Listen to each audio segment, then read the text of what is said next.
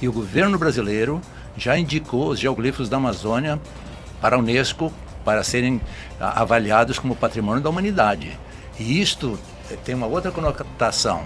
Isso implicaria num grande turismo na Amazônia, especialmente para sobrevoar e ver esses geoglifos, como existe em Nazca.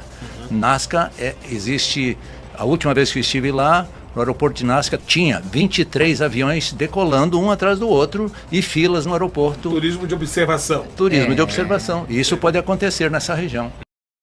O professor, ele faz parte dos pioneiros. Ele observou, percebeu que aquilo não era algo feito pela natureza, existia uma intervenção humana, iniciou os estudos há 2 décadas atrás e ficou com esse estudo muito concentrado no meio acadêmico. E agora, com o Instituto, essas informações estão chegando ao público em geral, às autoridades.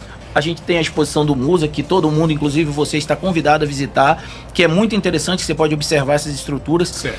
E o professor, ele trouxe o nome geoglifo aqui para o Brasil.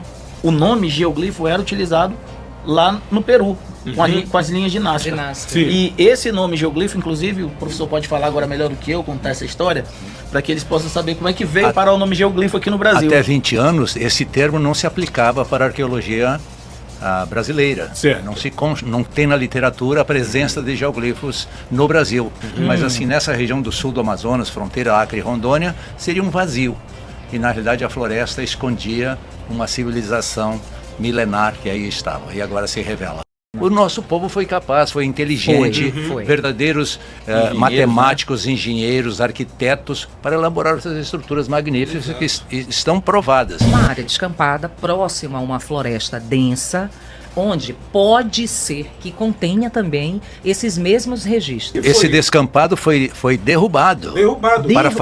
Para fazer as pastagens para o gado. Todas são áreas de pastagens, de campos, de fazenda, para o gado. E é interessante observar que a gente não precisa descampar hoje para perceber que existia. Descobrir os geoglifos, porque hoje a gente tem tecnologia suficiente para, sobrevoando uma área dessa, através de um dispositivo chamado LiDAR, lançar feixes de laser e por debaixo da copa das árvores perceber o que tem dar continuidade em geoglifos que a gente já tem mapeado. A gente consegue dar continuidade e perceber os outros geoglifos desenhados no entorno. Estou falando de uma cidade, estou falando de cidades e cidades. Permita parafrasear Sócrates, eu só sei que nada sei. E um laser lendo isso sem derrubar uma árvore. Exatamente. Mas se você observar mesmo de perto, a primeira vez que eu vi um geoglifo, quando você chega no terreno, você não consegue identificar nada.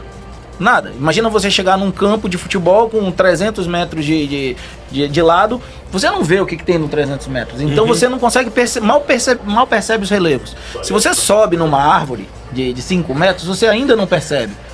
Porque como as valas são grandes, e isso a gente não comentou aqui, mas a vala às vezes tem 10 metros de largura, a vala, e 6 de profundidade. 6. Então você está diante de um paredão, você está diante de um pequeno prédio escavado, que não faz nenhum sentido ser visto de baixo. Não faz. E qual sentido teria ser visto de cima? Ele só foi feito para ser visto de cima. Que é a mesma teoria para pouso. De Nazca. Não sei. O que a ciência aponta vai lá no Musa ver, hein? Vai lá no Musa. Vai lá ficar assim, feito o Hudson também. A hipótese mais aceita hoje é que são centros cerimoniais. E os centros cerimoniais são para os deuses que estão no alto. E eram os deuses astronautas? A primeira vez que eu estive com alguém que levantou essa hipótese era um americano famoso, Dr. Eckenberger, que trabalhava no Xingu, e ele falou para ele mesmo. Eu estava do lado e eu vi. Ele falou assim: Cathedral. Eu disse: uma catedral? Ele disse: sim, uma catedral. Eu disse: mas por que tão grandes para falar com os deuses? Eu disse: mas nós não fazemos as nossas catedrais enormes com uma torre enorme, né?